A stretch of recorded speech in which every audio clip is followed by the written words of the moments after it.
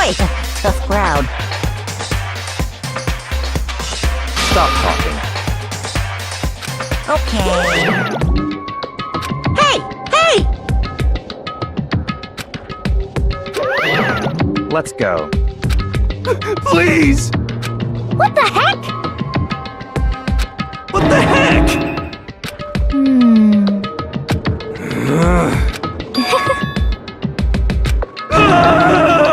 Hey.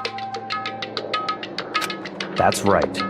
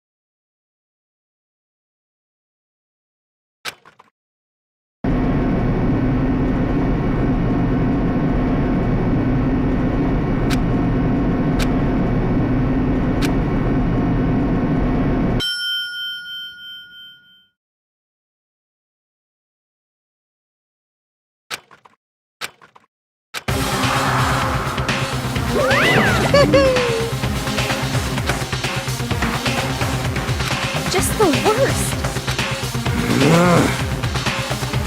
What? Come on.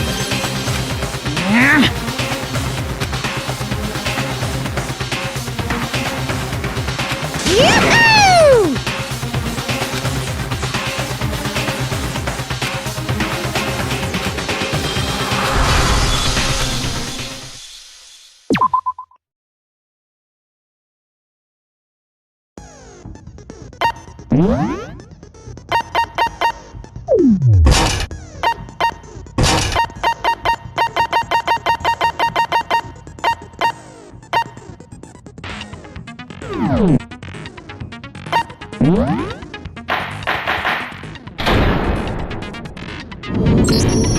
Let's begin with a basic explanation of the class trial. So, your votes will determine the results.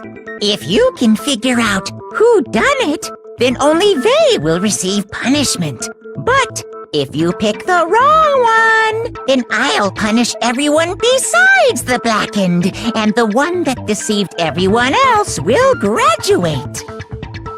Now then, to begin with... We already know who did it. Was that? It was Hiro. He does not have an alibi for when the murders took place, and we found him in that suit. Don't try and deny it! You killed them! I didn't! Someone knocked me out! I was asleep the whole time! I don't know anything about it! Shut your murdering mouth, murderer! Who are you calling a murderer? I am sorry to say, Hiro, but we do have evidence. Blueprints for the suit. Parts we assume were used to build it, and all of it was found in your room. It points to you as having created the suit and wearing it while committing crime after crime. How many times do I have to tell you? I don't know!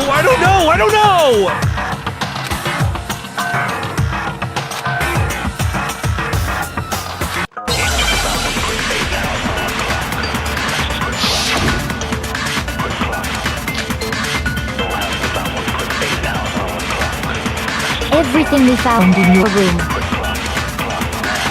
The blueprints, the suit cards, they are all proof enough.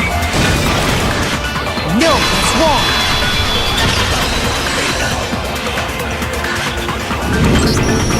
Are we sure Hiro really made those blueprints? What do you mean? Well, take a look at this. It's the note that Hiro wrote, asking everyone to meet up after Alter Ego disappeared. The handwriting's obviously different, wouldn't you say? When you compare it to the blueprints. There's no way you could think the same person made both of them.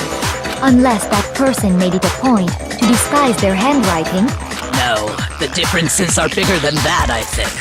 Come on! I'm not smart enough to think of trying to change my handwriting anyway. So Makoto, are you saying you don't think Hiro's the culprit? And he is not the only one. I think Hiro is innocent as well. What? Then who was in that Robo-Justice suit? Is it like Hiro said?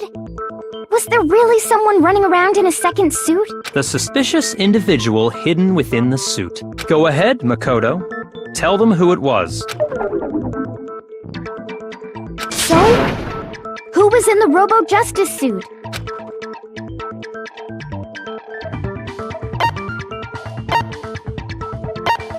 I got it! Other than Hiro, I can't think of anyone else it could have been. Obviously, he was the one in that particular suit, and we never found any kind of second suit. Then there can be no doubt. Hiro is the prime suspect. That doesn't make any sense! You just said Hiro didn't do it! It makes perfect sense. Hiro was the suspicious individual in the suit, but he's not the culprit. So what you're saying is... That's right. The culprit in this case has nothing to do with being in the Robo-Justice suit. What? Now that's a bold assumption! And what reason do you have to make such a statement? You do have a reason, yes? Of course. But before we get to that, there's something else we need to clarify first. So Hey, stop trying to boss us around! all things have a proper order. So what is it? What needs to be clarified? We must clarify the method of transportation for Taka's lifeless body. It would seem that his corpse was moved using certain particular items. Makoto, can you tell us what they were?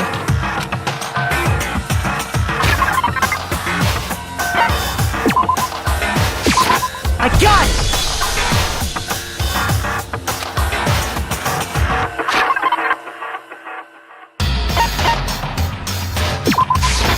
I got it! They were a dolly and a tarp, right? So, let's see if I can explain.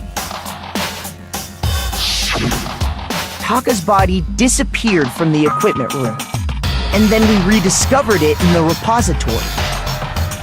And when we found it for the second time, it was wrapped in a blue tarp, right? It was the same tarp that, up until then, was stored in the equipment room. So the killer must have seen it there, and decided to use it when they moved Taka's body.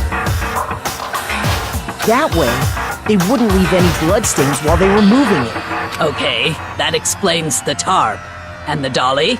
Same thing. I'm sure the dolly was in the equipment room when we first found Taka's body there. But when the body disappeared, so did the dolly. Later, when Taka's body reappeared in the repository, so did the dolly. In other words, you think they used the dolly to move the body, am I right? But are you sure you are not mistaken? Huh? Are you absolutely positive the dolly was in the equipment room when we found Taka's body? That dolly was made specifically for moving large objects between the repository and the art room. It would be very strange indeed to discover it had made its way to the equipment room. Is it not possible that it was in the repository all along, and you simply didn't realize it? She's raised an objection. How do you respond? There is no shame in being wrong. Nobody expects much from you anyway. We have all accepted the fact that you rarely understand what is going on around you.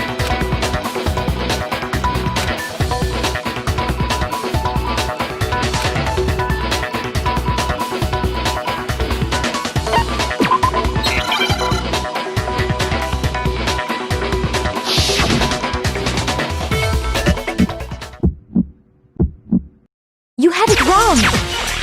I cannot agree! You are a fool. So pathetic. Lies will get you nowhere. Do your worst. Away with you! You miserable wretch! I cannot agree! You are a fool. Lies will get you nowhere. Do your worst, you miserable wretch! You have it wrong! I cannot agree! You are a fool. So pathetic. Lies will get you nowhere. Do your worst. Away with you!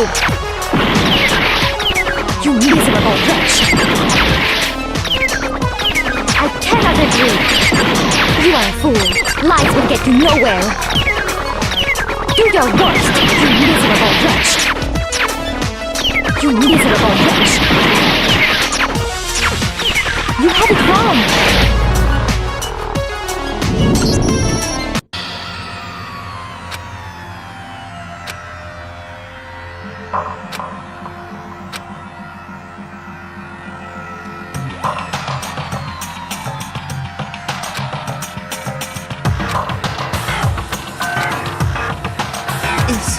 Is this really the end for all of us? I refuse to give up yet!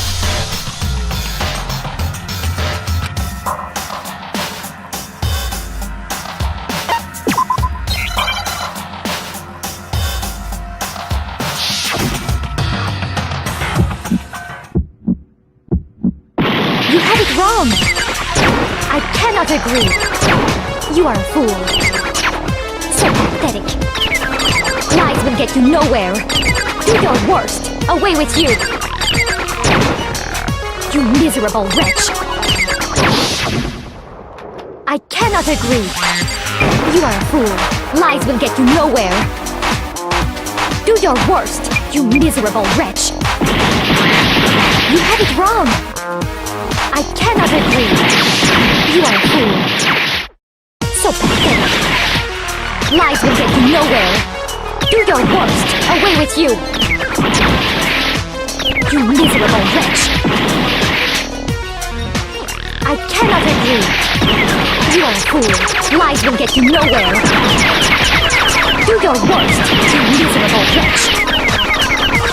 You miserable wretch.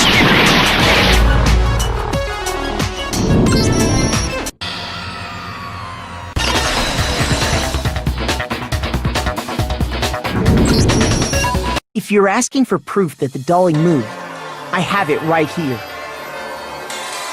When I found the dolly in the repository, one of the wheels had a blood stain on it. There was a pool of blood in the equipment room with a tire marking that matched the dolly wheel's tread. The killer probably rolled the dolly through the blood on accident as they wheeled the body out of the room. And as the blood dried on the tire, they moved the body into the repository.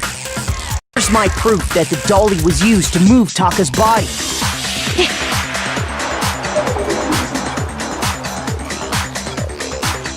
Well, anyway, that was just something we had to get out of the way. Let's get back to the main subject. Yeah, the subject of how Robo-Justice didn't do it. Because if it's not a killer robot, then what kind of robot is it? I'm not sure that really matters. I'd be happy to explain why the occupant of the suit couldn't possibly be the killer. If you look back on how the body was transported, it will become immediately obvious.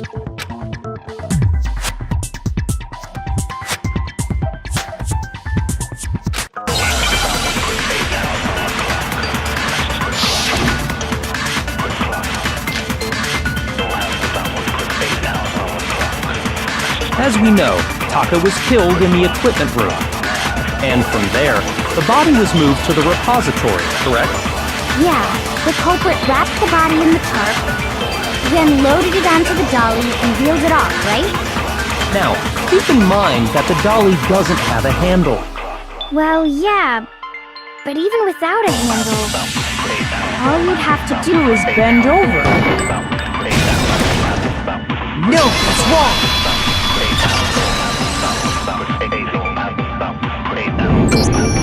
You're absolutely right that you could push a dolly without a handle if you stoop down low.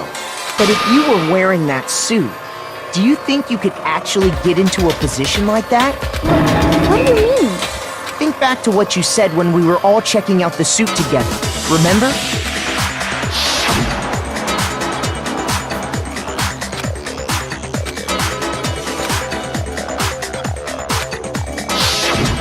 When you're in that suit, not only can you not see your feet, but you can't even bend at the waist. Am I right about that? Now that you mention it, yeah. It seems like it'd be awfully hard to push that dolly if you couldn't bend over. Well, what's to stop you from simply pushing the dolly with your feet? When you can't even see your feet? You really think someone could kick the dolly all that way? Yeah, it'd be totally impossible. Not that I can say for sure myself. On top of that, if you were wearing such a rigid, cumbersome suit, it's very unlikely you would have the dexterity to go about wrapping the body in its heart.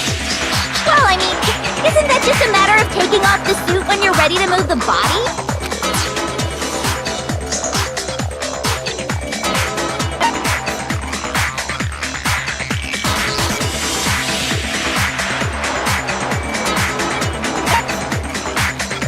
I got it! I don't think taking off the suit was an option. If you remember.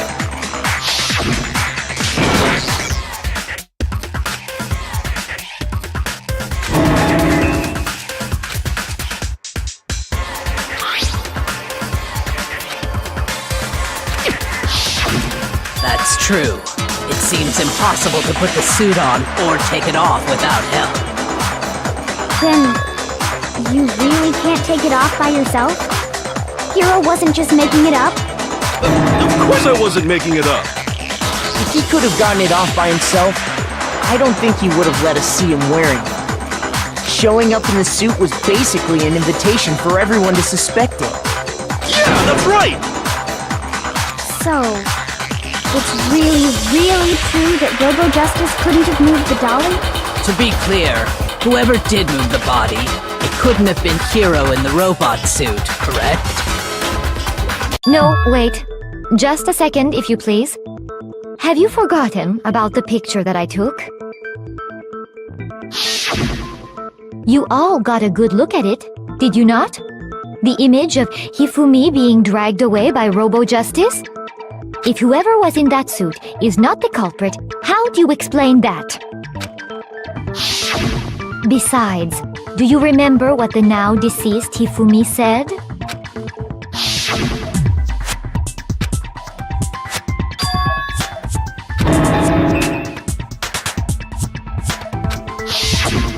So long as those facts exist, the proper conclusion is beyond question. The individual inside the suit and the culprit are one and the same.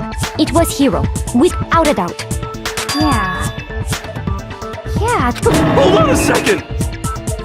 It's still far too early to reach that conclusion.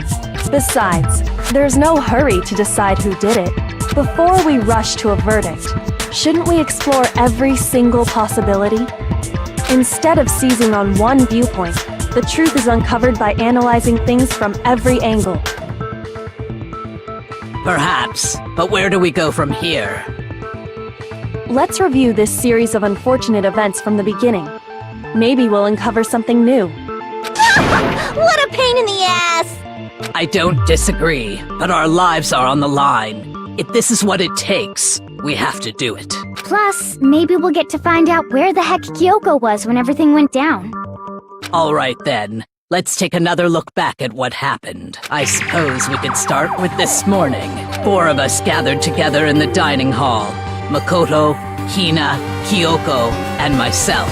We waited there for quite a while, but nobody else showed up, so we went to look for everyone. That was around 8 a.m. And as soon as we split up, Kyoko went missing. Soon after that, Hina found Celeste in the rec room and quickly came to get Makoto and me. It seems I was unconscious for about an hour after I was attacked by my mystery assailant. I know it was an hour because I remember being attacked a little after 7. That was when we saw Celeste's picture and discovered that her assailant had been wearing a strange costume. As it turns out, It was Robo-Justice. It also soon became clear that this same Robo-Justice had abducted Hifumi. We were soon joined in our search by Byakuya and Toko, and then went on to find Hifumi in the library. He was injured, so we took him to the nurse's office and resumed our search for the suspect. But not long after leaving the nurse's office...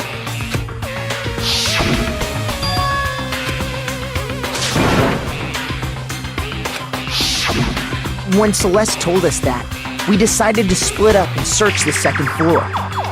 And soon after that, I saw someone moving around on the third floor, and I yelled out to everyone as soon as I did.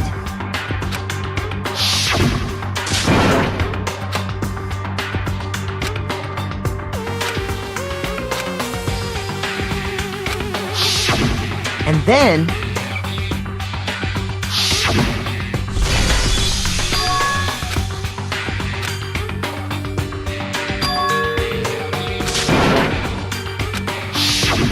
At that point, we decided to divide up into two groups. Celeste, Hina, and I went back to the nurse's office, while Sakura, Byakuya, and Toko chased after the suspect. When we got back to the nurse's office, we found Hifumi dead, and that's when we heard the body discovery announcement. I left Celeste and Hina there and headed back to the third floor to let the others know what had happened. Meanwhile, we had just discovered Taka's body in the equipment room. We must have found both bodies at almost exactly the same time, because we heard the same announcement not long after we discovered his body. And that's when I told you guys about Hifumi. Then the three of us headed for the nurse's office. But right after we left the physics lab, we ran into Celeste, who'd arrived after us. And she told us something very surprising.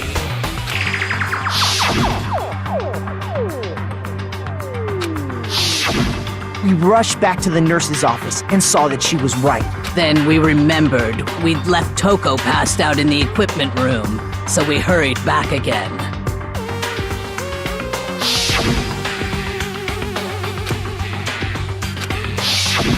But when we got there, we discovered that now Taka's body had also gone missing.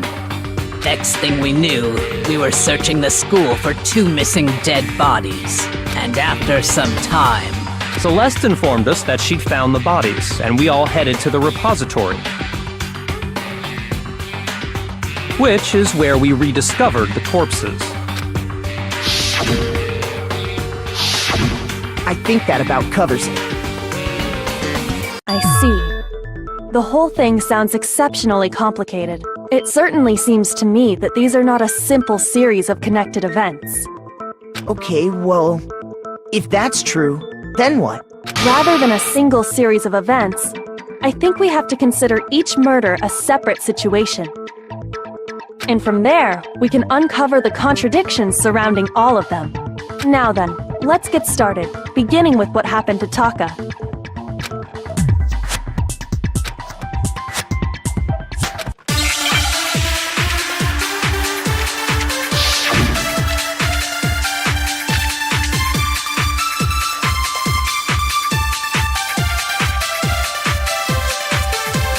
So, regarding Taka's death, I wonder if he died before Hifumi, or perhaps it was after? We already know Taka came What makes you say that? because of the numbering of the Justice Hammers. It's true that Hifumi was killed with Justice Hammer 3, while Taka's death came from a swing of Justice... See? So it's obvious Taka came after. So, regarding Taka's death, I wonder if he died before Hifumi, or perhaps it was after? We already know what order they were killed in. Taka came last What makes you say that? because of the numbering of the Justice Hammers. It's true that Hifumi was killed with Justice Hammer 3, while Taka's death came from a swing of Justice Hammer 4. See?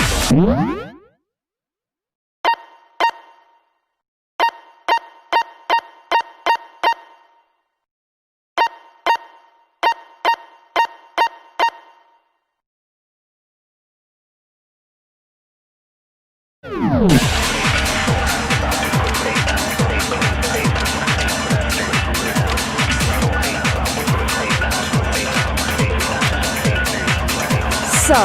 regarding Taka's death, I wonder if he died before Hifumi, or perhaps it was after? We already know what order they were killed in.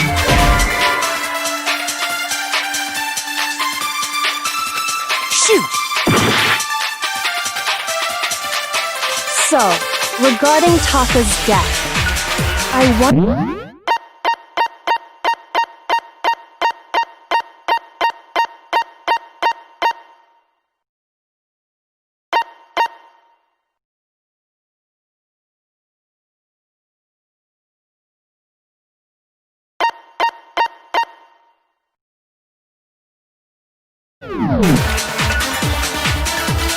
Or perhaps it was after?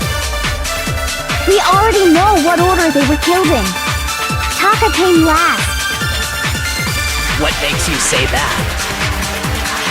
Because of the numbering of the justice hammers. It's true that while Taka's death, See? So it's obvious Taka came after.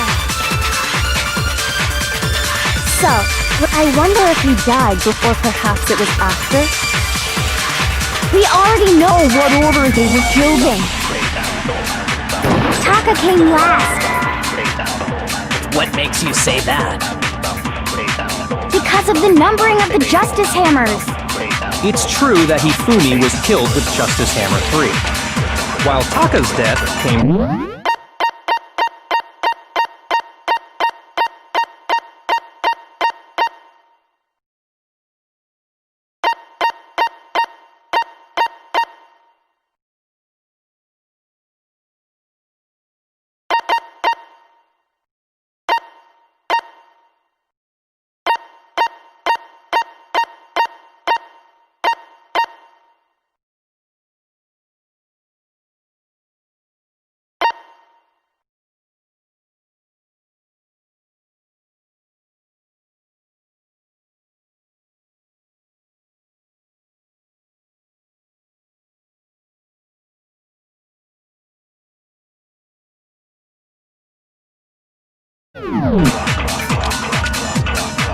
See?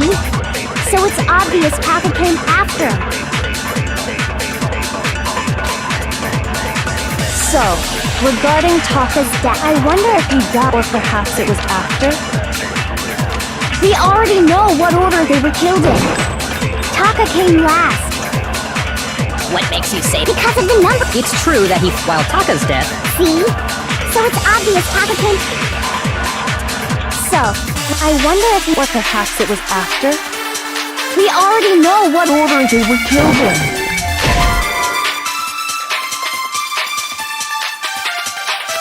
Shoot!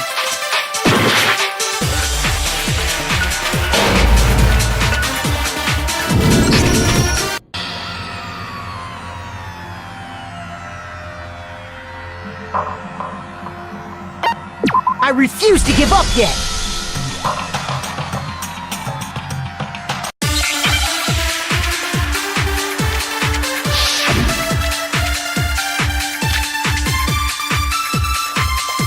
So, regarding Taka's death, I wonder if he died before Hifumi, or perhaps it was after? We already know what order they were killed in. Taka came last. What makes you say that? Because of the number. it's true that while Taka's death, See? So it's obvious Taka came. So, I wonder if he died before Hifumi, or perhaps it was after? We already know what order they were killed in. Taka came last. What makes you say that? Because of the numbering of the Justice hammers! No, that's wrong!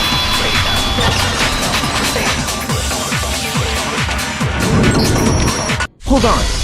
There's no reason to assume that the hammers were used in the same order as their numbers. If anything, that's just another way the killer tried to disguise their actions. So you're saying the culprit wanted us to think the hammers were used in order But in reality, Taka was killed before Hifumi? Okay then, let's see the proof.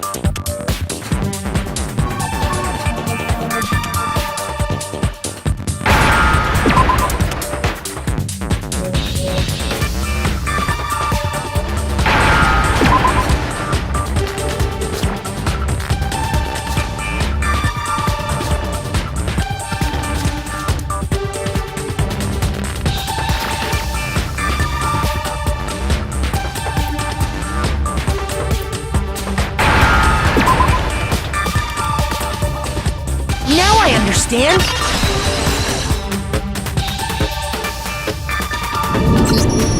I've got it! Taka's wristwatch! See? Look! It broke with the hands pointing just past 6 o'clock. It must have gotten broken when he was attacked by the killer. Because...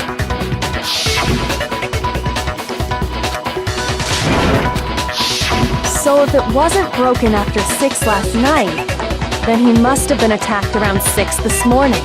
And that would be his official time of death. But if that's true, then he was killed well before Hifumi. And before Celeste was attacked this morning, which happened around 7. That's right. Taka was killed before any of the other incidents took place. That simple fact slipped past all of us. We made the wrong assumption about the order of events, all because of those justice hammers. That's exactly why the culprit wrote the numbers on each hammer and had them increase in size. That way, when we saw how they were used in each incident, we'd easily make that wrong assumption. Now, if Taka was killed around 6, then everyone's alibis for his murder go out the window. Because when he was killed, we hadn't met up in the dining hall yet. That may be true in the case of Taka's murder, but all of our alibis still hold true for Hifumi's death. That's right. With him, at least, we're all safe.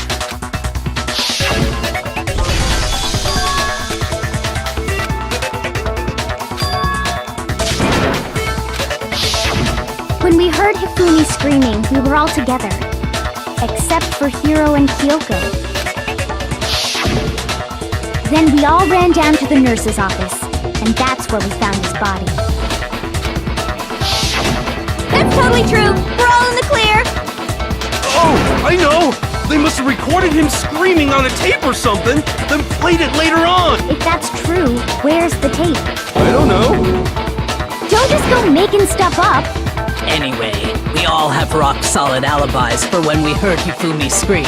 Since all of us were there together, clearly none of us could have killed him. And it does not stop there. There was also the moment when we discovered his body had disappeared. When his body vanished from the nurse's office, Hina and I were in the bathroom together, while everyone else was in the equipment room, correct? And then there's the disappearance of Taka's body from the equipment room. At that time, we were all gathered together in the nurse's office because of Hifumi going missing. Well, don't forget, I was passed out in the equipment room the whole time!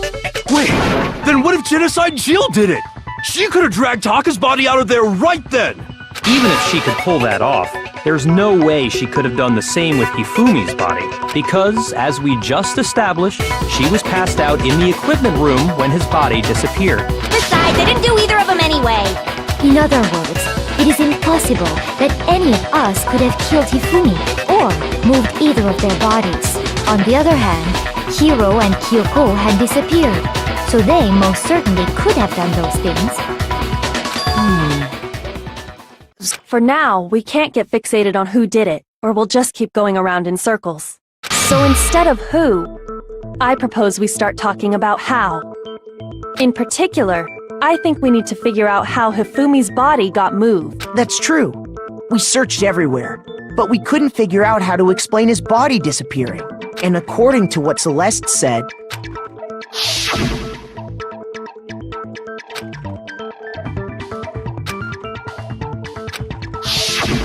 his body apparently disappeared in the 1 minute her and Hina took their eyes off of it. But to carry that much weight from the first floor up to the third in that short amount of time?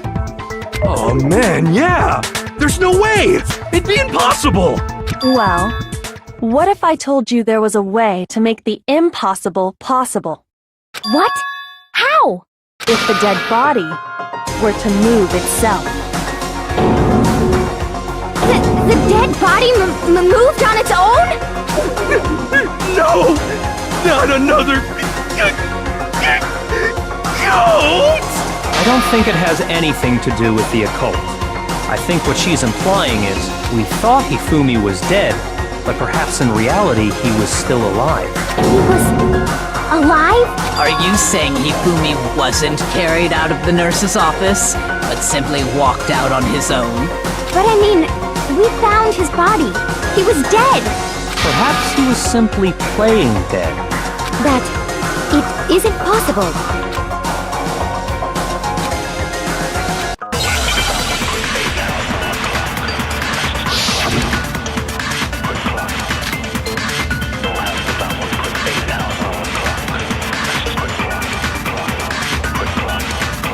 Are you saying that when we first found Hifumi in the nurse's office, there's a chance he was actually still alive? No, it is impossible. Hifumi was dead, without a doubt. And you know that how? Surely you heard the body discovery announcement along with the rest of us. Hifumi's dead body had been found. And that is why the announcement was made. Are we really so sure about that? Maybe the announcement was intended to signal someone else's discovery.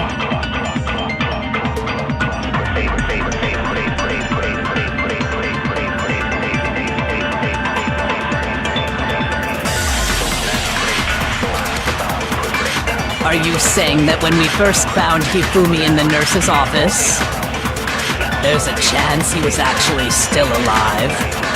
No, it is impossible. Hifumi was dead, without a doubt. And you know that how? Surely you heard the body discovery announcement along with the rest of us. Hifumi's dead body had been found. And that is why the announcement was made. Are we really so sure about that? Maybe the announcement was intended to signal someone else's discovery.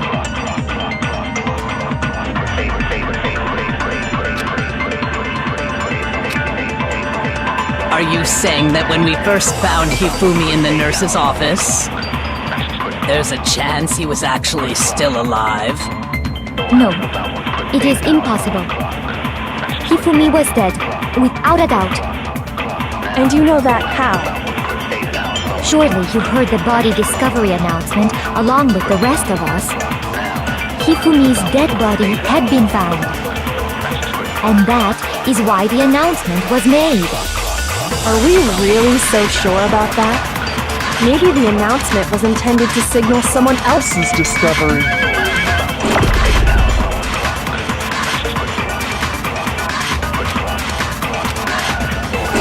Are you saying that when we first found Hifumi in the nurse's office, there's a chance he was actually still alive? No, it is impossible. Hifumi was dead, without a doubt. And you know that how? Surely you've heard the body discovery announcement along with the rest of us. Hifumi's dead body had been found. No, it's wrong!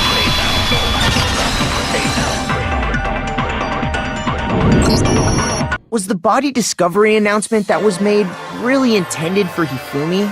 Of course it was. The announcement played right after we discovered his body. Maybe. But that was also the same time that Taka's body was found. That's right.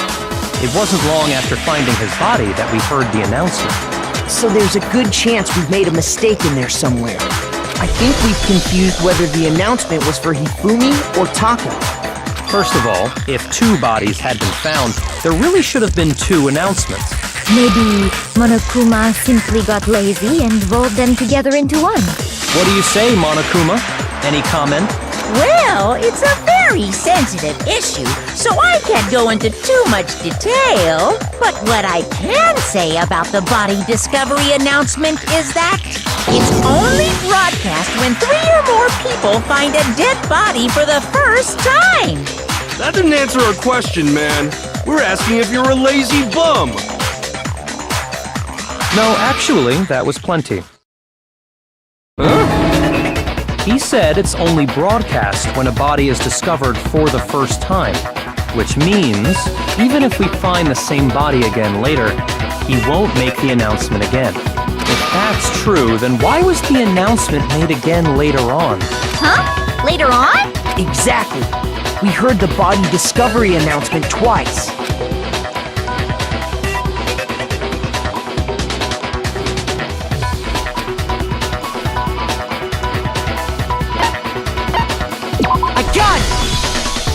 We heard it a second time in the repository, when we rediscovered the 2 bodies.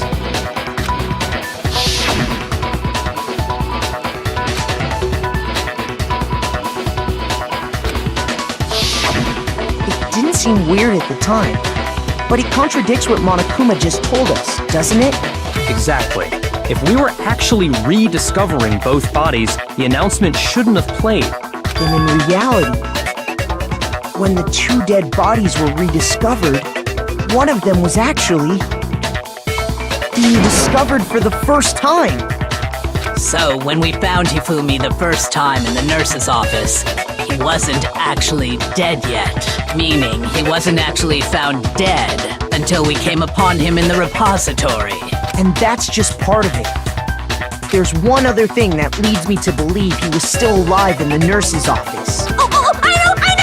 Because he was super good at playing dead! Bada bing, bada boom! That is the worst logic I have ever heard. But honestly, I do not think there's anything that can prove he was still alive. Okay then, let's take another look at the events surrounding the discovery of his body. Then it should become clear whether he was really alive or not. This whole thing is pointless.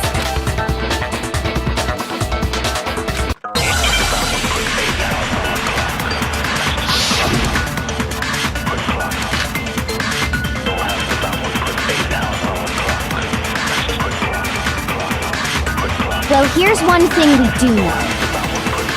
The first time we found Hifumi's body was in the nurse's office. And then, while me and Celeste were in the bathroom, his body disappeared.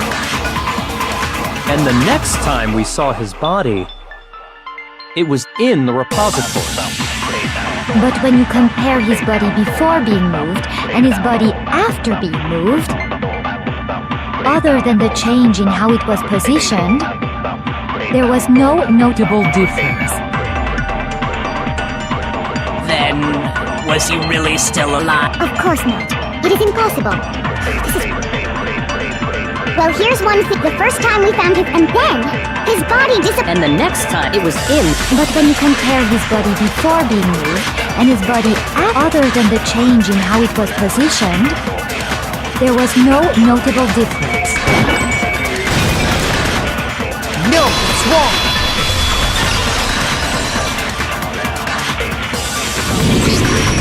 In fact, there was one clear difference between Hifumi in the nurse's office and the repository. His glasses. That fact alone proves that he was only playing dead in the beginning. Perhaps you'd like to fill the rest of us in? When we found Hifumi in the nurse's office, his glasses were covered with blood. But when we found him again later in the repository, they were spotless. And I found the item he used to wipe them clean in the nurse's office trash can.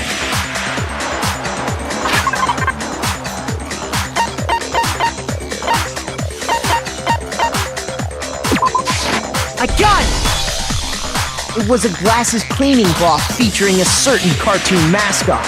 One look at the bloodstain on the cloth should make things clear. This piece of cloth was used to wipe Hifumi's glasses clean, and the mascot on the cloth is the same one that's on the digital camera, right? And whose digital camera was it? Hifumi's, of course. The character was Princess Piggles. From Demon Angel Pretty Pudgy Princess, I think. I highly doubt anyone but Hifumi would have brought something like this to school. I see your point. And the only people here who wear glasses are... I wouldn't be caught dead using a tacky piece of garbage like that. A few tissues is all I need to keep my glasses clean. Then there's no question. It belonged to Hifumi. So what you're saying is... What exactly? What I'm saying is, the blood on his glasses was wiped away using his own glasses cleaning cloth. Even if that is true, it does not mean he wiped the blood off himself. But who would benefit from a clean pair of glasses other than the glasses owner? That's a good point. And it must have been him, right? So let's assume that Hifumi was still alive in the nurse's office. He pretends to be dead. Then when he's alone, he wipes his glasses clean so he can see. Then he stands up and walks out on his own 2 feet. And with that, the impossible task of moving his copious corpse becomes possible, wouldn't you say? But then, if he was just pretending to be dead, what was with all that blood? Was it paint or something? The fridge in the nurse's office contains packs of blood for emergencies. He probably used one of the... He figured if he was gonna play dead, he should go all out, so he just dumped it everywhere! But he got crazy with it and had to wipe his glasses off when he was done! God, what an idiot! And if Hifumi was still alive at that point, the disappearance of Taka's body is easily explained. It should be perfectly obvious who must have moved Taka's corpse. I got it! It could only have been Hifumi. While we were all gathered in the nurse's office, he went to the equipment room and took Taka's body. That also explains how the door to the repository got locked. The door was locked? Well, after the bodies disappeared, we all went looking for them, right? So me and Sakura headed for the repository. But when we got there, the door was locked. And the repository door can only be locked from the inside, which means when Hina and Sakura got to the repository, someone was already inside. And it could only have been Hifumi, who just finished stashing Taka's body there. He convinced us all he was dead, and when he saw his chance, he dragged Taka's body to the repository. So, Hifumi wasn't just another victim in this case. He was one of the assailants. But that means he took part in the murders. I just can't believe it. If you're having trouble, would you like me to show you one more piece of evidence? There's more? Oh, absolutely. The single biggest fact pointing to his involvement has yet to be revealed. You know what I'm talking about, right, Makoto? The item he took off of Taka's lifeless body?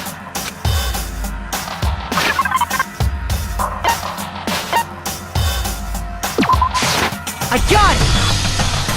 You're talking about the note Hifumi had hidden away, aren't you? Hidden note? That's right. We found it stuffed in his pants. What? In his pants? Yes, his pants. Okay, well, forget about the pants for now. Take a look at what the note says.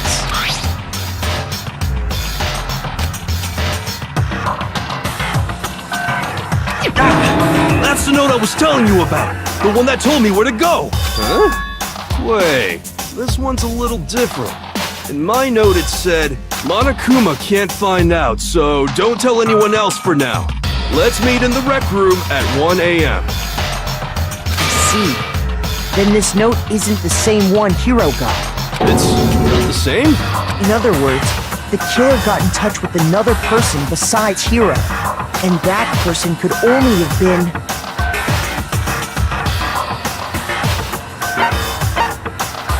I got it! That's right! Taka! The killer used this note to draw out Taka and murder him. Hello? Over here! Objection! Objection! I don't really understand what's going on, but Hifumi had that letter, right? So whoever wrote it wasn't drawing out TikTok, they were drawing out Huffy! Just to be clear, TikTok is Taka and Huffy is Hifumi, right? Ugh! Yes! Why must you ruin it every time?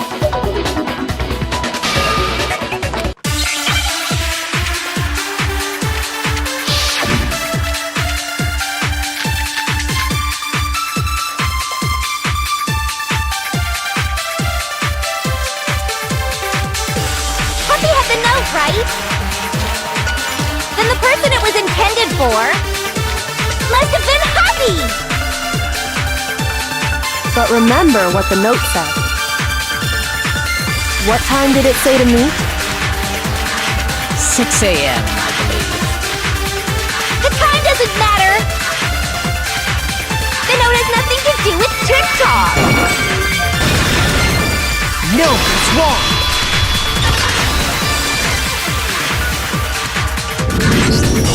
No, there absolutely is a connection. What the hell are you talking about?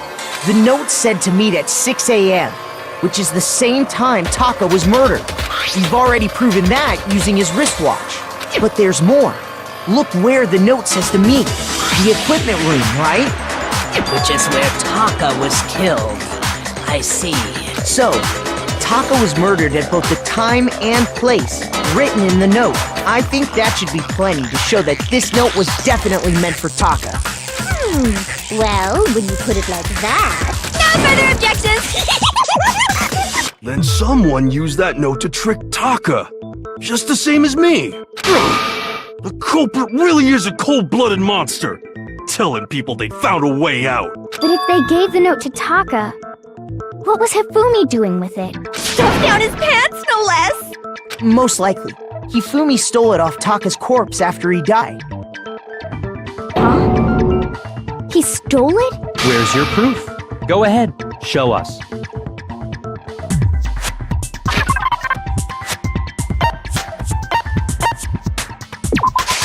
I got it! When I searched Taka's body, I saw that his lifeless hand was gripping a small scrap of paper. If I'm right about this, the sheet of paper this piece came from is... I knew it! It fits perfectly with the note we found hidden on Hifumi. Then Taka's scrap and Hifumi's note... Yup, they're from the same piece of paper. Hifumi had the note meant for Taka, while Taka's corpse still grasped a small piece of that note. There's only one way to explain it. Taka died clutching the note. Hifumi tried to free the note from his death grip, leaving behind only one small scrap. Did I get all that right? That means Hifumi knew the note was important. Exactly. Which proves that he was an accomplice in the murder. Whoa. Yeah. After seeing all this, Hifumi was super involved in this whole thing for sure. In fact, he was behind the whole thing. In fact, he's still alive! Sorry, no. When we found him in the repository, Hifumi was truly and completely dead. The second body discovery announcement proves that. So then, who killed Hifumi? Whoever did is the mastermind, the true killer. He was killed in the repository, so he must have been killed not long after transporting Taka's body. So, he must have been killed after Taka's body vanished, but before we found both bodies in the repository. During that time, we'd all split up and were searching for Taka's missing body. In other words, during that time, none of us have alibis. Wait, but Hero were together. Stop trying to steal the spotlight, you stupid walrus! Who are you calling a walrus?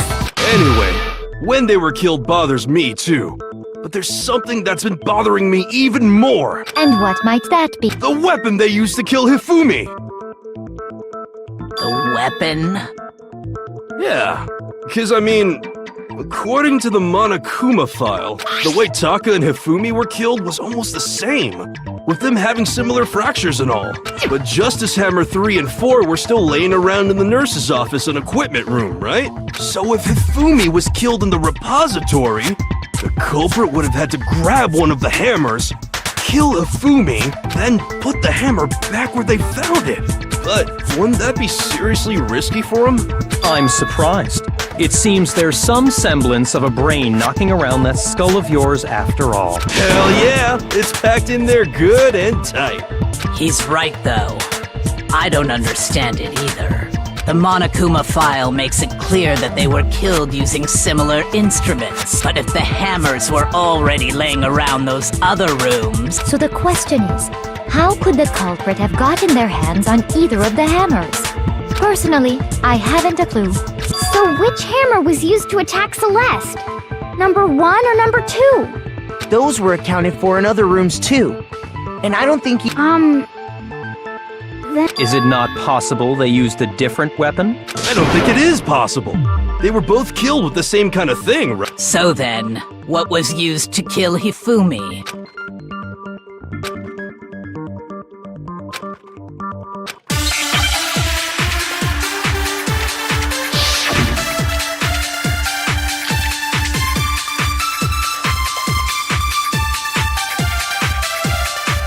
What was used to kill Hifumi? Was it Justice Hammer 3? Maybe Justice Hammer 4? Well, whatever it was, there's one thing we have to figure out. How was the culprit able to move around so freely with the weapon? How did nobody witness them carrying it? Sounds like a Justice Hammer 5 is about to make its appearance! Check out murdergear.com/hammertime for more info! Well, one thing seems pretty clear. The murder weapon had to be one of the Justice Hammers! no, it's wrong!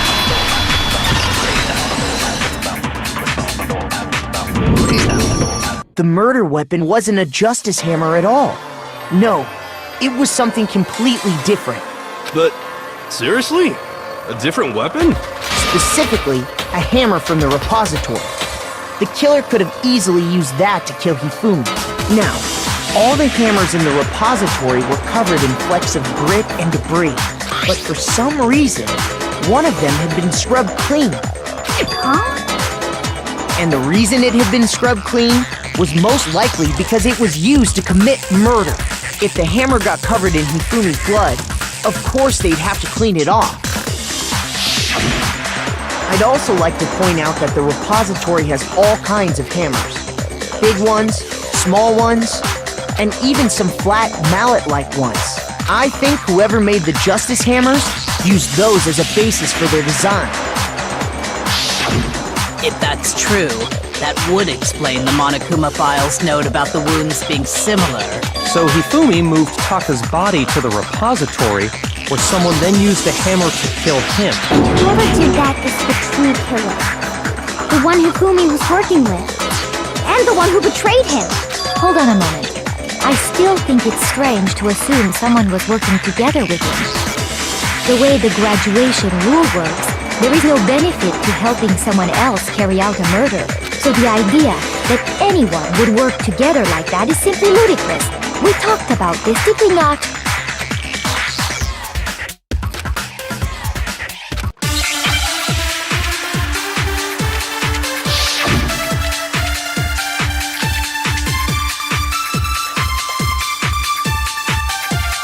Based on the rules that have been laid out for us, even if more than one person is complicit in the murder, only the one who actually carried out the act can graduate and survive.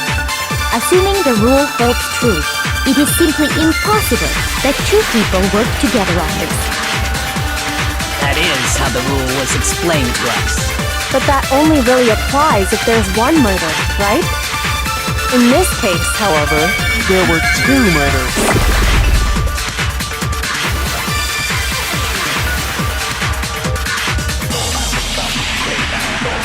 Based on the rules that have been laid out for us, even if more than one person is complicit in the murder, only the one who actually carried out the act can graduate and survive. Assuming the rule holds true. It is... No, it's wrong!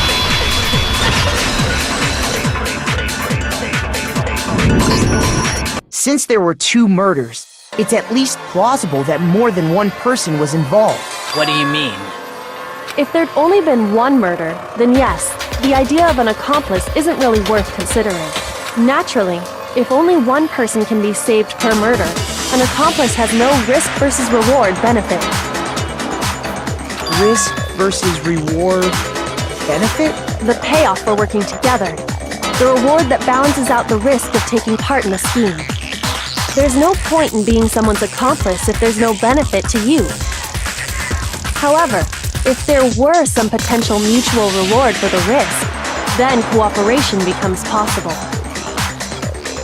You're saying that 2 people could act as each other's accomplices to commit 2 separate murders. I think that's what the true killer told Hifumi. They would each have an accomplice for their crime. And based on the case's events, Hifumi would have been the first one to act, murdering Taka. They made him carry out the first murder so he couldn't back out of helping them later on. So in this case, there wasn't one single person committing multiple murders. Instead, each person killed someone, creating 2 separate incidents. And it only looked like one person because that's how the true killer designed it to look.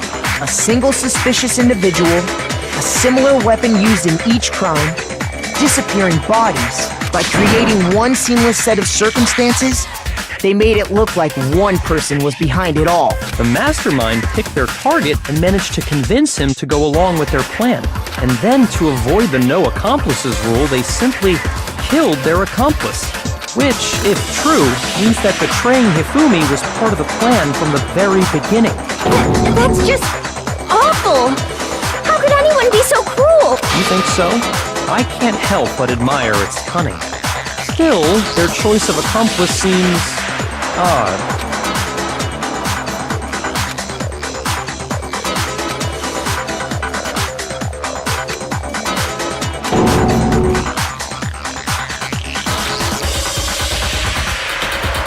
I understand how an accomplice could be involved. That's problem numero uno right now!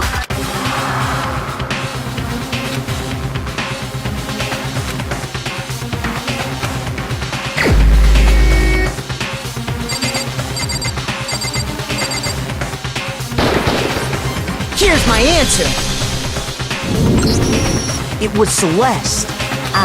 So I'm the suspicious individual now, am I? I really do hate this kind of joke. A joke? I wonder. So what you are saying, then, is that I specifically chose to work together with Hifumi.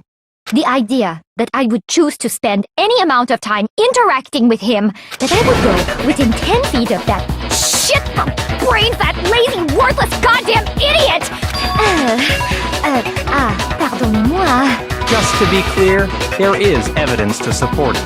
Is that so? It is. Throughout the investigation, there was certain behavior that was common only to the 2 of you. Considering what we've learned so far, it only further proves that the 2 of you were working together.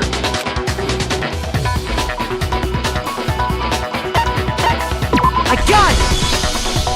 The behavior they had in common has to do with the suspicious individual in the suit, doesn't it?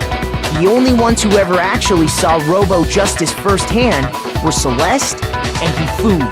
Shush, the adults are talking now. Sorry. As he said, only Celeste and Hifumi ever laid eyes on the costumed individual.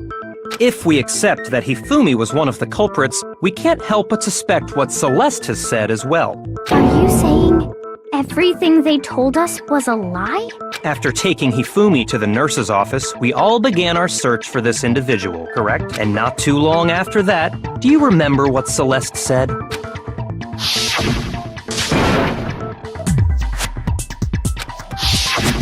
we headed to the second floor specifically because of what she claimed to have seen. Next, to draw us all to the physics lab up on the third floor, She let out a blood-curdling scream. and when we'd all come to see what was wrong, what was it she said?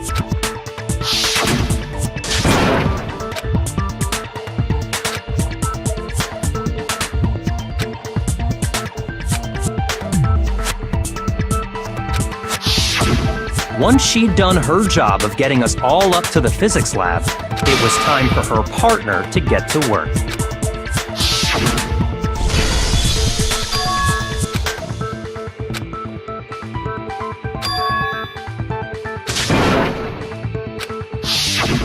It was to get us to divide into two groups. So that we would discover both bodies at the same time? In fact, Celeste was precisely the one who proposed that we split up.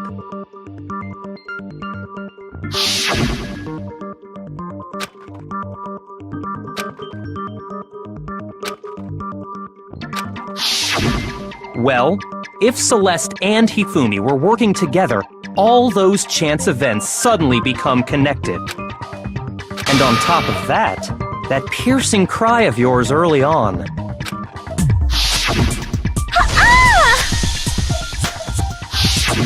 That was to signal Hifumi, wasn't it? It was your way of telling him, we're on the third floor, everything's going according to plan. Why else would you let out a scream that could have carried across the sea? I just realized another strange thing. When we found Hifumi in the nurse's office, who we now know was only pretending to be dead,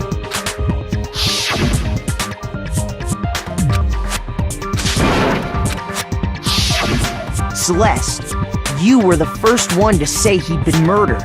You wanted to make sure we wouldn't have any doubt in our minds.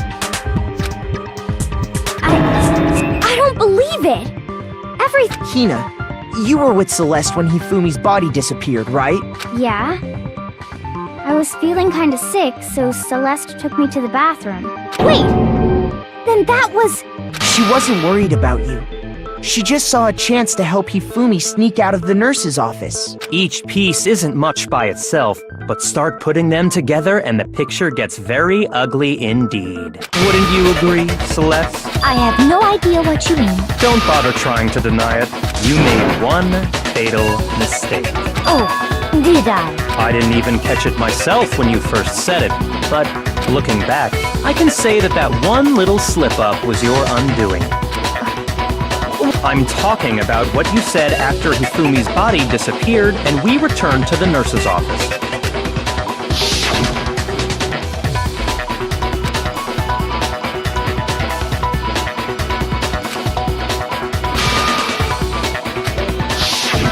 I remember her saying that too, but I don't understand what's so strange about it. Then pay attention. Sakura, Toko, and I were first to discover Taka's body in the equipment room. Then Makoto showed up and told us Hifumi had been killed, so Sakura and I left with Makoto. Once we were in the hall, we ran into Celeste, and the four of us headed to the nurse's office. Now, the entire time we were together, none of us said anything about Taka being dead. Think about it. Celeste's comment doesn't make sense. It was completely out of place. Yeah, I see what you're talking about. Although I don't really get what it means. You hear that, Celeste? Everyone's having some trouble understanding.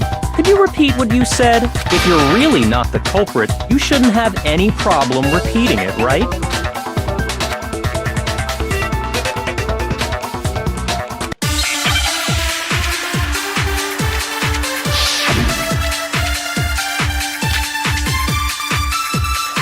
All I said was... They must really be enjoying this. Enjoying the sight of us standing around, frightened and confused. They must be positively elated. We are all going to die here. We are going to die, just like those guys died. And that is all I said. And that's all it takes to finish this. It's obvious, isn't it? What was so strange about Celeste's comment?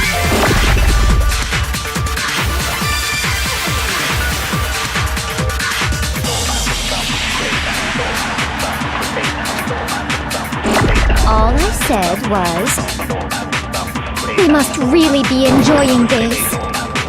Enjoying the sight of us standing around, frightened and confused. They must be. Well, we are going to die. And that is all I said. And that's all it takes to finish this.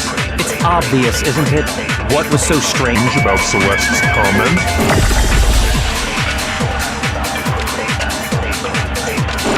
Almost said they must really enjoying the sight of us. They must be. Positively elate, we are all going to die here. We are going to die. Just like those guys. No, it's wrong.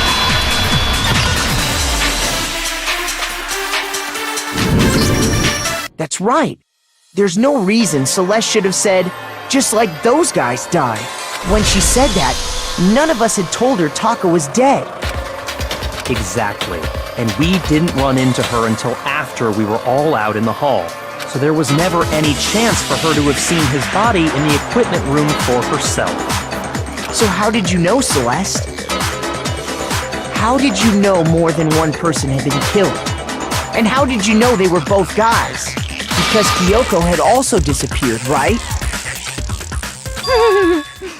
You all have such vivid imaginations. You know that? Imaginations? You claim that I was lying when I told you about the suspicious person I saw. Then what about the picture I took? How do you explain this picture of the costumed villain dragging Hifumi away? It has to be some kind of setup, right? So let's put the suit on. And then she used the camera's timer to set up the picture. Have you so quickly forgotten? You are the only one who could have possibly fit into that suit. Plus, I happen to know that this particular camera does not have a timer. In other words, it is an unassailable fact that this is a picture of Hifumi being dragged away. If everything I told you was a lie, simple. Are we sure that's really a picture of the suspect dragging Hifumi away? What could you possibly mean by that?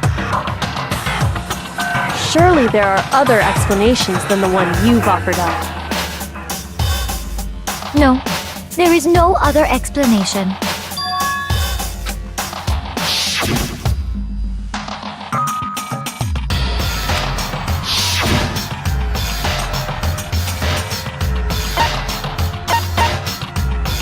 I got it! It's not a picture of the suspect dragging Hifumi away. I would say it's a picture of Hifumi dragging the suspect away.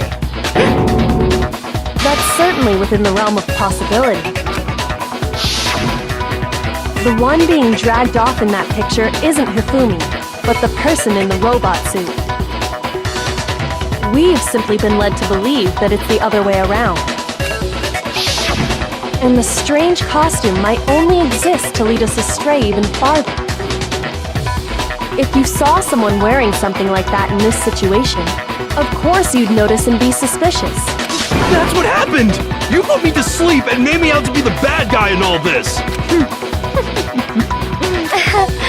Such a thing is utterly impossible. Hifumi was dragging him away? Ridiculous. Is it?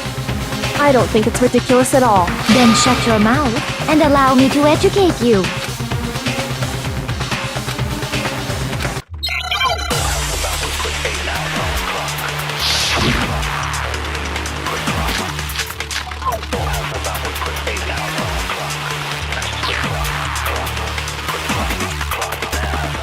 You dressed me up in that suit after I passed out! Then you just draped me across Hifumi and had him carry my weight! You tried to make me look like the bad guy! Like I said, ridiculous.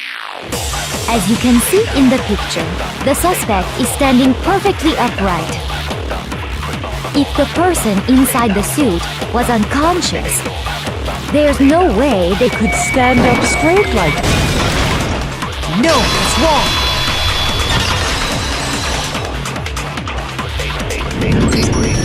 No. Even if the person inside the suit were unconscious, they could still stand up like that, because that Robo-Justice suit had a certain characteristic.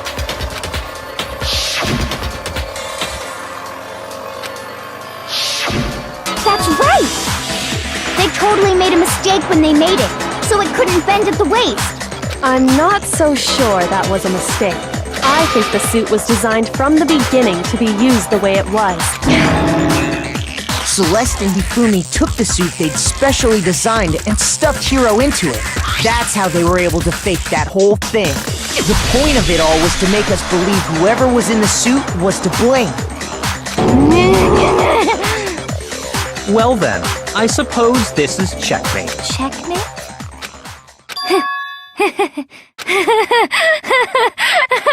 Don't make me laugh, you idiot! What do you mean, checkmate?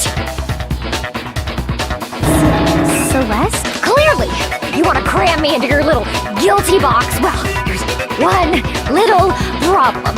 Have you already forgotten what Hifumi told us as he lay dying?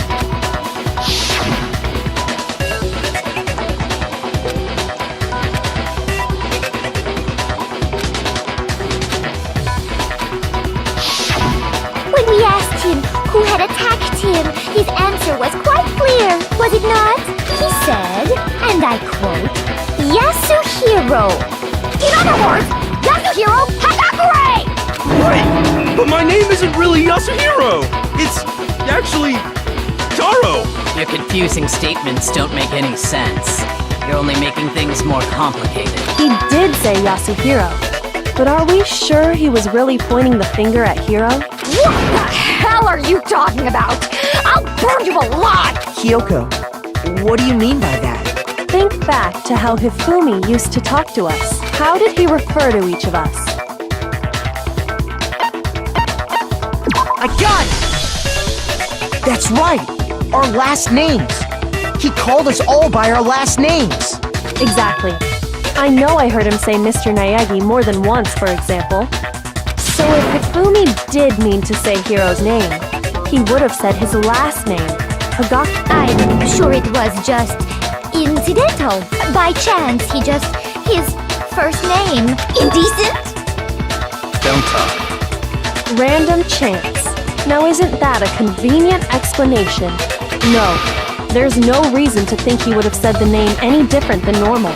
But he must have run out of energy before he could say any more. So Hifumi was trying to tell us the last name of whoever killed him? But the name he said doesn't apply to anyone here. Well, no. Hold on. There's one person it could apply to, and that's Celeste. She never actually told us what her real name is.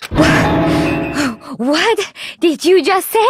To think you'd take your false accusation so far, I don't know whether to laugh or spit!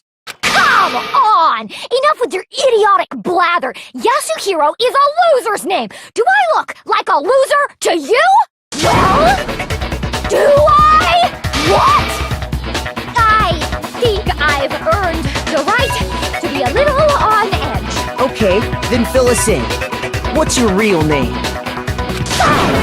Make sure your ear holes are wide open and listen up! My real name is Celestia Ludenberg. Could you please stop making me repeat myself over and over again?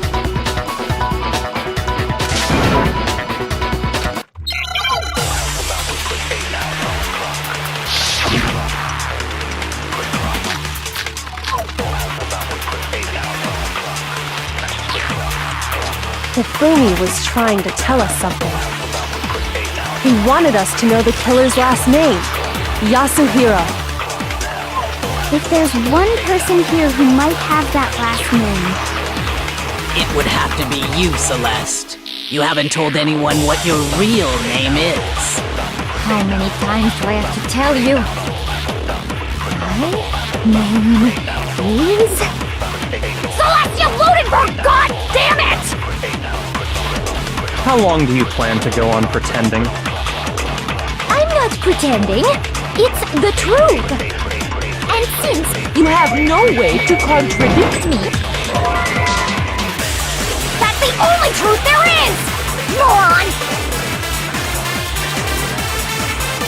He wanted us to know the killer. If there's one person... It would have to be you, Celeste. How many times? Celestia Ludenberg, god! How long do you plan to go on pretending? not pretending. It's the truth. And since You have no way to contradict me. That's the only truth there is! Moron! Hifumi he wanted us to know the killers. If there's one person, It would have to be you, Celeste. how many times? Celestia Ludenberg, god damn it! How long do you plan to go on pretending? I'm not pretending. It's the truth. And since You have no way to contradict me. That's the only truth there is! Moron! Hifumi he wanted us to know the killers. If there's one person, It would have to be you, Celeste. how many times? Celestia Ludenberg! How long do you plan to go on pretending? I'm not pretending. It's the truth. And since you have no way to Contradict me. That's the only truth there is! Moron! Hifumi he wanted us to know the killers. If there's one person, It would have to be you, Celeste. how many times? Celestia Ludenberg! How long do you plan to go on? I'm not pretending. It's the truth. And since you have no way to contradict me, That's the only truth there is! Moron! Hifumi he wanted us to know the killers. If there's one person, It would have to be you, Celeste. how many times? Celestia Ludenberg! How long do you plan? I'm not pretending. It's the and since You have no way to contradict me. That's the only truth there is! Moron! Hifumi he wanted us to know the killers. If there's one person,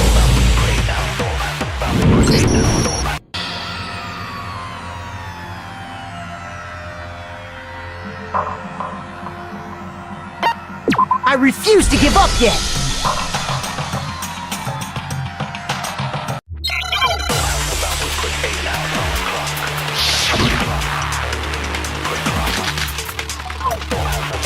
Hifumi was trying to tell us something. He wanted us to know the killers. If there's one person, It would have to be you, Celeste. how many times? Celestia Ludenberg! How long do you plan to go on? I'm not pretending. It's the truth. And since You have no way. No, it's wrong!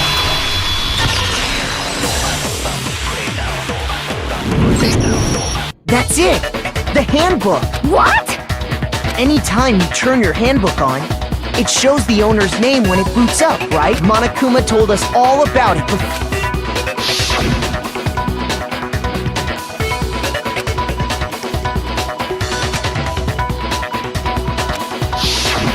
So all we have to do is check her handbook, and that'll clear up everything. That's how we can find out Celeste's real name. That's an invasion of privacy! I refuse to cooperate! Celeste, can you please just tell us what really happened? Please, just tell us. Even when I'm put in check, it's just my nature not to give up. Because until the game's over, you never know what might happen! Fine then. Let me settle it. Let me go over the case again, from the beginning, and shed light on all your crimes. And that'll bring everything to an end.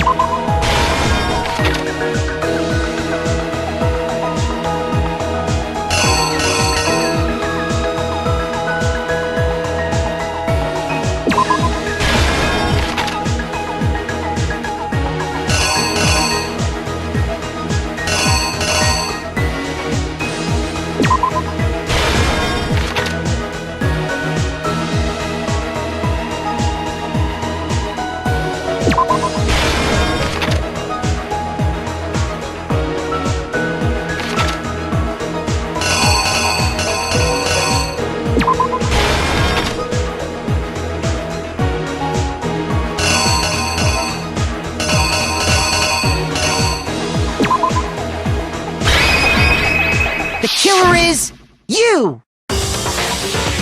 Before anything, the killer persuaded someone to help carry out the murder. And that person was...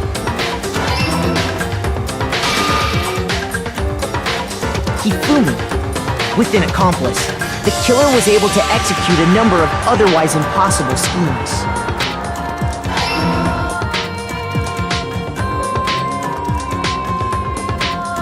First, they convinced someone to meet them in the rec room last night at 1 in the morning. That someone they met with was Hiro. The murderous duo intended to pass Hiro off as the prime suspect. So when they met up with him, they drugged him, knocked him out, and stuffed him into the Robo-Justice suit.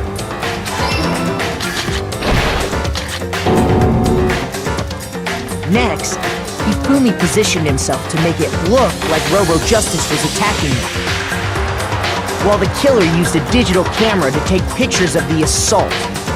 They did all this just to create evidence that would put the suspicion on Hiro. When they were done with him, they shoved him, still unconscious, into the pool room locker. And then finally, at 6 a.m., they moved into the murder phase of their plan. They called Taka to the equipment room.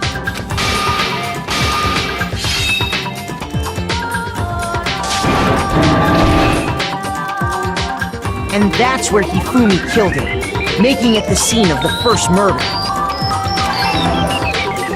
The murder weapon was Justice Hammer 4, which was left there in the equipment room. The reason Hammer number 4 was used was to create confusion about the order of the crimes. So, next they falsified 2 more assault incidents. For these attacks, the killers pretended to be the victims, to solidify Robo-Justice as the suspect. The first fake incident was the attack in the rec room.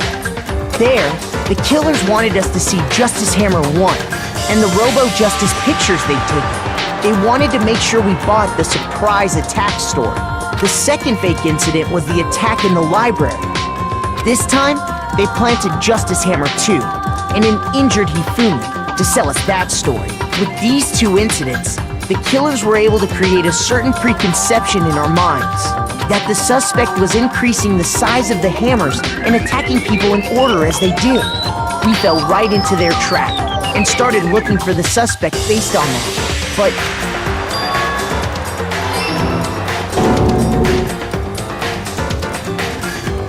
while we did that, we left Hifumi alone in the nurse's office. This was exactly what Hifumi was hoping for. He took a blood packet from the refrigerator and Justice Hammer 3 and turned the room into a crime scene in which he himself had apparently been brutally murdered. He let out a scream to draw us back, and when we returned, that's what we found. Meanwhile, the other group that had been out searching found Taka's body at the same time. So when we heard the body discovery announcement, we naturally assumed it was for Hifumi. We left the nurse's office, and Hifumi once again took advantage of the situation. He simply got up and made his escape. When we learned his body had disappeared, we all rushed back to the nurse's office. And once again, Hifumi had the chance he was waiting for. This time, he snuck into the equipment room.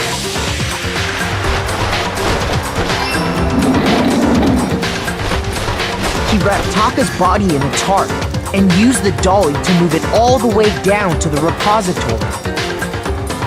That explains how each of the bodies disappeared. But even Hifumi didn't know what the true killer had in mind for their final act.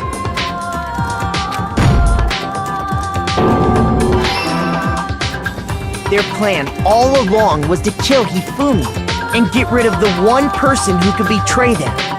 And they did it using an ordinary, everyday hammer from the repository. That should cover everything that happened in this case.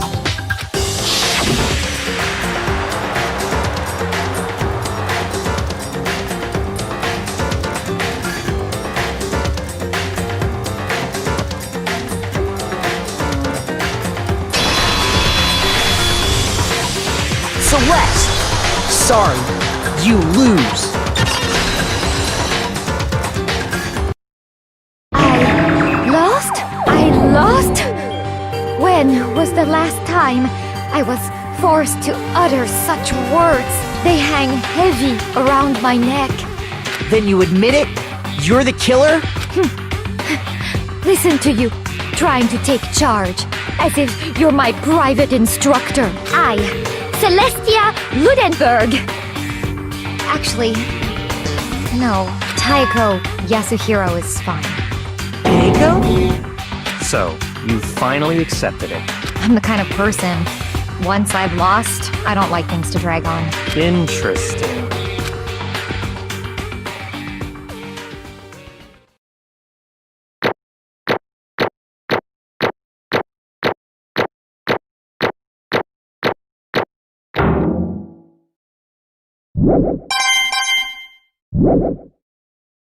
Okay, Monokuma. I'm ready to begin. Or, no, I suppose this is the end. It is indeed the moment we've all been waiting for. Time to vote. Okay? Okay. If you would, please locate your lever and cast your vote. And when the votes are tallied, who will become the blackened? Will you make the right choice or the dreadfully wrong one? What's it gonna be? What's it gonna be?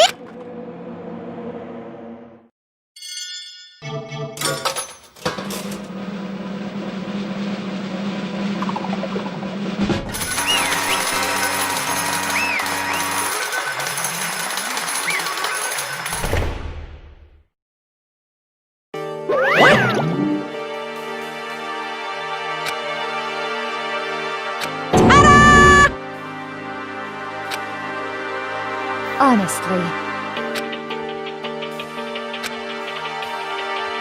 I knew it.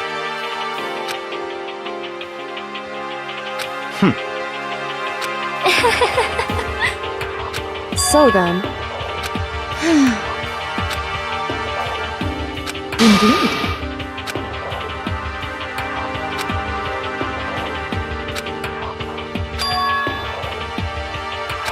Say what? just a second. In other words, Indeed. I see.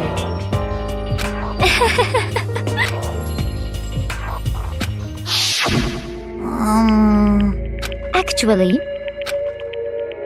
What? are you okay with this? So then,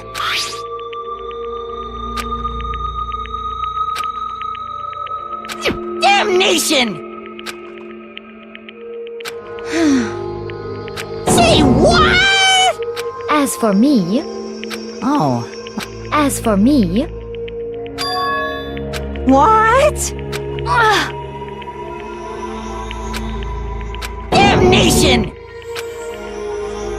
Say what?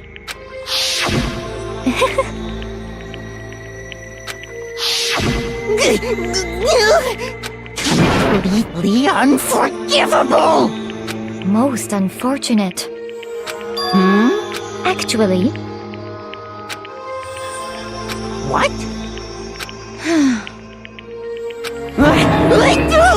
indeed. Completely unforgivable! Honestly, I swear I will save her! actually,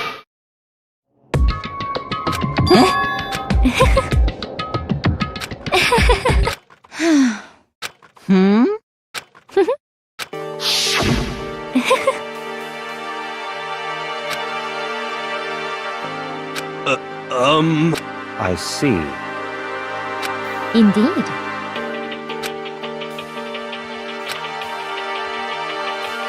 But Let's see. Well,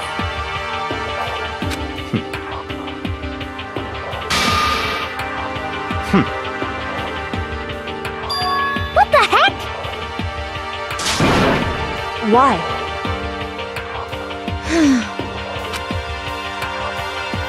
But This is fine.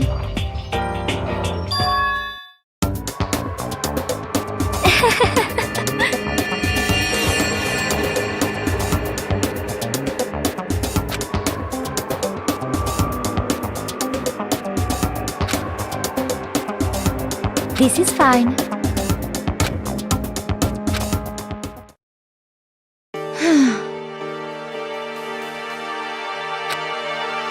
There is nothing to be done. Just the worst. Oh. Do you understand?